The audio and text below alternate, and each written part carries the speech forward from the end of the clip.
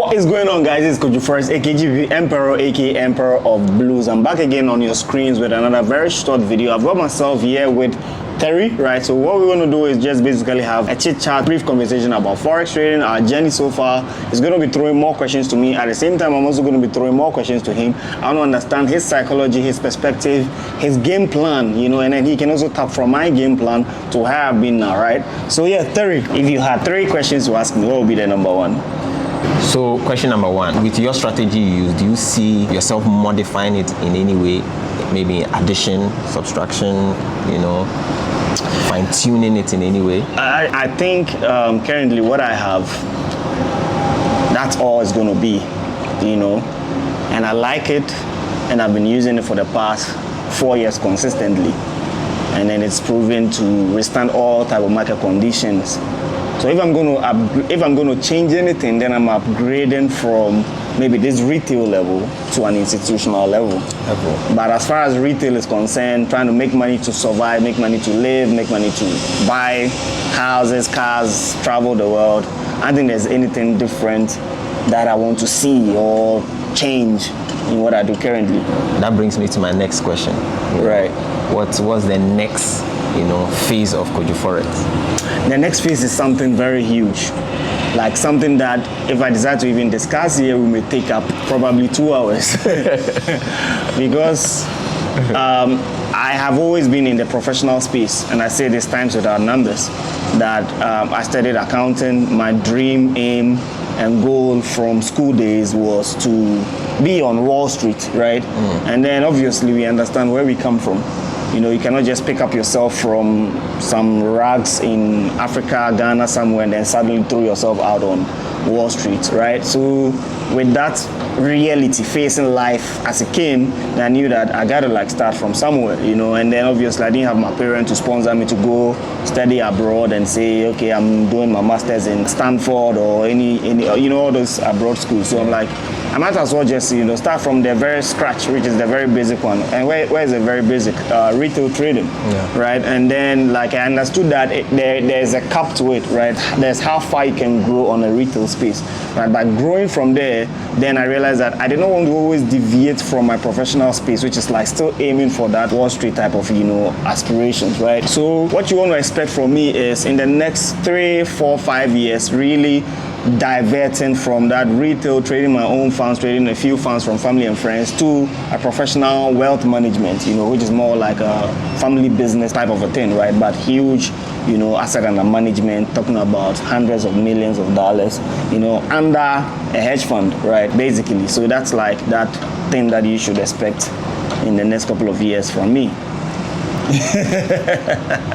My next question will be, what informed or what influenced your decision to relocate to Dubai, and how is it in any way going to influence or affect your trading life? I like that question. I've never really like come out openly to tell anybody, but you know, Dubai is a very multicultural location now as it stands, right? I mean, most people don't get it this way, but my life, you've known me for a while now, I really do travel a lot. Most times I'm traveling to southern part of Africa, I'm traveling to the northern part, I'm traveling even to Asia, you know, and then all the time, most of them I'm meeting people, business, right? Meet this person here, meet this person here, meet this person here. But I kind of realized that geographically, Dubai is kind of positioned in a way where Asia is on our right hand side, Africa is on our left hand side, Europe is on our, you know, northern part, right? And then you have southern Africa, and then even Australia, New Zealand on the southern part, right? So geographically, you're kind of positioned in a way where you can always do like, you know, business and connect with people so fast. Secondly, the world obviously revolves, and then you almost always understand that like there's a centerpiece of a society or location or a city that becomes like the hottest hub, right? And then if you want to ride with the wave globally or in the world as the system of the world work, you must always align yourself with where the wave is. And then we can clearly tell that, well, where's the wave now? You tell me. In what city do you think is as vibrant and everybody's talking about it on social media, in news pages, on news network, on movies, everything? It's basically Dubai. Everybody's coming here for their vacations. Everybody's coming here for their good life. So you know what? If you really want to position yourself well in life and then ride with the wave, then you must be going towards the direction where the world is going. You move faster. Thirdly, we understand when it comes to geopolitical and then government arrangements, right? What do I mean by that? Basically, you understand that when it comes to Dubai, as a resident or even as a foreigner, as a local, right? Whatever money you earn, it's tax-free. What a better place to make money. What a better place to live and trade, right? Yeah. It's tax-free. You know, nobody's going to follow you, chase you around. Hey, where's your tax filing? Where is your... None of that things. Okay, yeah, you trade, you make your money, you keep it. And then you can literally repatriate every little bit of your money right from Dubai to your country without paying any fees, any charges, nothing. Wow. At the same time, too, you can also very much bear with me when it comes to social amenities, right? Look at the good life. Look at where we're living here. Right across our balcony, we can see all the big, beautiful skyscrapers, the Palm Jumeirah, stuff like that, right? We get down right from our residence, we jump in a car if we want to, right? You want to buy a car, head to all these showrooms, purchase any car you want. Good road network, hospital, everything on point, right? You want to really be connected to a place where you feel vibrant, motivated, energized, inspired to dream big, to work hard, right? It got to a point where I felt like I was limited with my dreams, right? In Ghana, there was like nothing more. I was literally in my comfort zone. You know my house in Ghana. You know my mansion there. So many cars there. Like I was so stuck. I felt like I'm on top of the world. I can just like, I was getting complacent and too comfortable, right? You come here, you realize that whatever you think you had back there, it's basically nothing. Nothing.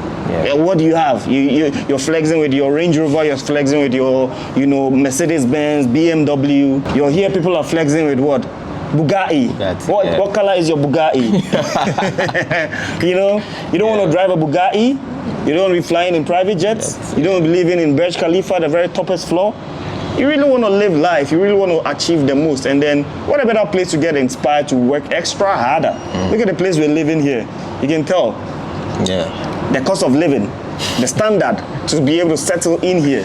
It's not for the ordinary man. Yeah, so I wake up every day, get extra motivated to push harder. You understand me? Yeah. So that's basically like the very reason, put all together, why I have decided to like relocate here briefly, not permanently, because as a trader, you cannot necessarily decide on intent to, unless of course you wish to, but you at your own will can totally live everywhere in the world, right? Wow. Next minute I can pick my passport and then travel to Northern America. Nobody's going to ask me anything. All I need to get started in work is get my internet connection and then get my computers running. Yeah. So being in Dubai, have you been able to connect with, other top traders in the industry? Not yet. I was thinking about that for a while now. I was thinking, do I really want to? And what's really going to be the purpose? Is it just for networking sake, for vibing sake, what is the real purpose? I don't really fancy networking for networking sake. It must have a purpose. It's either the person is tapping from me or I'm tapping from a person. But if the person is even tapping from me, I must be willing, to feel connected to that person that I'm sharing that information with. And then if I am tapping from that person, it might be somebody that I feel like I look up to, and then I can gain a lot from that person. But so far, I've not really had that type of a feel just yet. Maybe in the next few weeks, months. But yeah, I've seen a couple of traders around doing their own stuff, but yeah, none of that yet. None of that just yet. That's nice. So we've heard, you a couple of times online, talking about your prop firm that is coming up soon. Yeah. So now the question is, what should traders out there expect? What? You see, like I can start a prop firm today if I want to. I can start a prop firm tomorrow if I want to. Nothing stops me. Trust me, with where I am now, everything is just about, okay, I want to do it, boom. What does it cost to start a prop firm? Nothing, literally.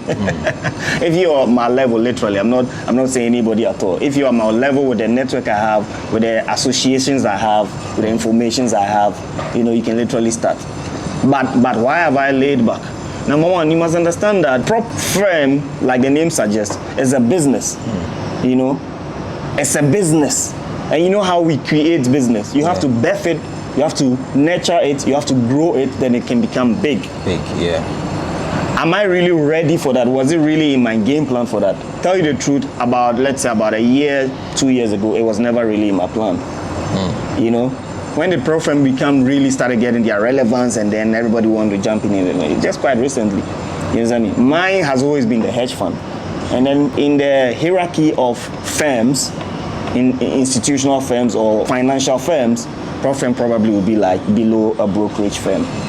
So it means that it does not even level up to the hedge fund level, you know. But since I am in the space now, and I got a lot of people asking prop, I'm like, I might as well just, you know, lean a little bit towards it. At least having a side business wouldn't hurt while I'm still chasing the bigger one. So even with the prop, I'm going to actually be having some partners on board who I know that will take much of the behind the scene work. You get me? But we're still working things out. But the whole idea is basically like stepping in with a game-changing approach. You know, like I said, most people that run this prop firm, I said it on my live session in the morning. So if you're not following me, that's why you have to follow me on KOJOFOREX, Instagram, Twitter, everywhere, right? I said it on my most recent live session that most of these firms, their intention, right, their main purpose of their business is not necessarily for you, the retail man, to make money. And nobody can challenge me to that. They thrive on your failure. Probably a handful that will thrive on your success and say, okay, we're interested in good traders, make money, that. I said it again that for today's prop firm, about 90% of them, what you're purchasing is leverage. You're not even purchasing a real account. When you put $1,000 in your account and choose leverage of 1:100, you literally have a controlling power of what, 100,000? Yeah. Right? With your $1,000, right? When you purchase a prop firm, right, of $500, right, which now gives you an account size of $500 will literally buy you $100,000 account, right? Yeah. The prop firm only takes just about 10% of that risk, which is like what you've literally purchased with your $500, right? A leverage of 1:2. It doesn't make sense that because you don't understand the real implication of the leverage I'm talking about. What percentage of the 100,000 must you not lose overall? 10%. 10%. What is 10% of 100,000? $1,000. Yeah. So with your $500, the prop firm just risks 10% on your behalf. It's too deep to sink in, right? I know it's too deep, but you're going to understand it. But that's it. That's the reality. So you're literally buying leverage, right? But back in the days, if you trade for a prop firm, you're trading the cash, the $100,000. You get me? And you didn't even use to buy it. You need to apply to the firm. You see what we have in the academy? Yeah. You see our computers there? That's a prop firm. If I should get my investors pull up $10 million, $20 million, right? And we make it a closed group. And we say, we're putting out applications in the KOJOFOREX Telegram community, put an application in my Telegram community. If you're a good trader, come purchase a form. But in that form, we're also going to give you a test account. If you pass that test account phase, you're going to come into our closed office space to trade with us. But you're not trading your money. You're trading the 20, 50 million that the prop firm owner, have literally in accumulation as my capital. Then I can have my risk manager, I can have my psychologist in-house, everything to control how you take your positions and how you manage your trade in the market. So that's how prop firms used to run. You get a business. Yeah. It's a closed business. But today, because of internet innovation, creativity, it's like, why not employ people from various locations? Because first, prop firm used to be locally embedded. Like our firm is in Ghana, right? Yeah. If you're looking for talent from Nigeria, how can we get that? If you're looking for talent from America, Japan, without the use of internet, they have to be present. They probably have to relocate from their country and come there. But because of the use of technology, innovations, creativity, right? Now, the person does not necessarily have to be in the office to trade the firm's account. That is the transition to what we have in today's prop market.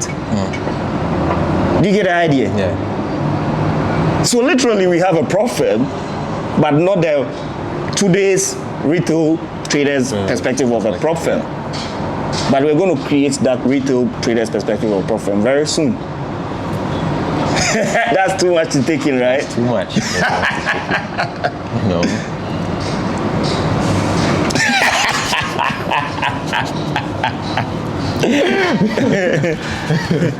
You can wrap up. You can wrap up. Maybe we can continue this conversation another time. We've spoken a lot. There's a lot to share, trust me. You are flabbergasted. You know, since I've been with you for a while, I have a lot of traders, you know, asking me how they can get in touch with you since you are not in the country anymore. Or how do they sign up to the academy? How do they get your mentorship, your one-on-one, you know, have that personal, you know? Oh, you see, the academy is still running, you know. Putting it on hold is just a strategic business approach, right? Now, I have so many entourage in my camp. Heavy killers, you're number one. I have Common Forex there, I have Rick there, you know, and then myself, right? Being a resident here literally means that anytime, any day, I can literally just book a flight to Ghana, to anywhere, and then just come back, right? Yeah. Being that we still have the academy there, right, which we're going to be there for a long time, we're just trying to restructure things. So anybody who wants to register, come study under us, it's just a matter of time, taking a little bit of a time for us to complete our restructure, right? We're going to have Terry in-house, myself in-house, Rick in-house, Common in-house, and we're coming back bigger, right? So just give it a little bit of a time. So my final question will be, what would you give viewers out there who are watching this video, people who want to venture into trading? Because every now and then I hear people saying, Terry, I want to become a trader, Terry, I want to become a trader, and it's like they don't know the real implications. They don't know what trading is about, like, you know, how to start, you know, the mindset to have, you know. What advice would you know, give a newbie, someone who is hearing of trading and feels it's a, you know, get rich scheme kind of business? Or I always say trading is a career, right? Yeah. And then most people don't get the essence of when we say trading is a career, right? Like, you are an IT expert before you became a trader. How many years did you go to school for it? 4 years plus. Yes. How many school fees did you pay? That's a lot. That's a lot. Can you literally take it as if you can have an accumulated sum of all the school fees you paid, divide it into 4 years, divide it also into monthly basis, and then determine it as your frequency of funding your trading account for the next 4 years to become a professional trader. If you can have this mindset, this thought process, then you're ready for the business. Wow. Because you went to school to learn, pay school fees, do assignments, submit reports, go sit down and write IAs. With your lecturer penalizing you for mistakes you're doing, with your research, supervisor questioning you, doing work presentations and stuff like that. But you're in trading. You buy your laptop, you get some bundle, you put in some $50, you go on YouTube, watch 1-2 things. I'm a full-time trader. Are you joking? It doesn't work that way. You must learn a lot. You know, you don't want to burden yourself with something you're not ready for totally in this market. You know, you must embrace the fact that it's a purposeful business. So basically, rounding up, this has been a very interesting conversation. I thank Terry so much for coming on with me. So much information being shared already. Connect with me on all social media at KOJOFOREX. Smash the like button on this video if you haven't done that. Subscribe to this channel. Clicking the link in the description to join the KOJOFOREX Telegram community, the largest trading community in the whole of Africa, with a verified check mark. Follow Terry as well. Terry, you want to shout out your Instagram? So you can follow me on Instagram at Terryboat_. Right, so Terryboat is TERRYBOAT then underscore, right? Yeah, so connect to him on Twitter as well, the same. And yeah, we'll catch up with you guys and come back again with another video. Peace.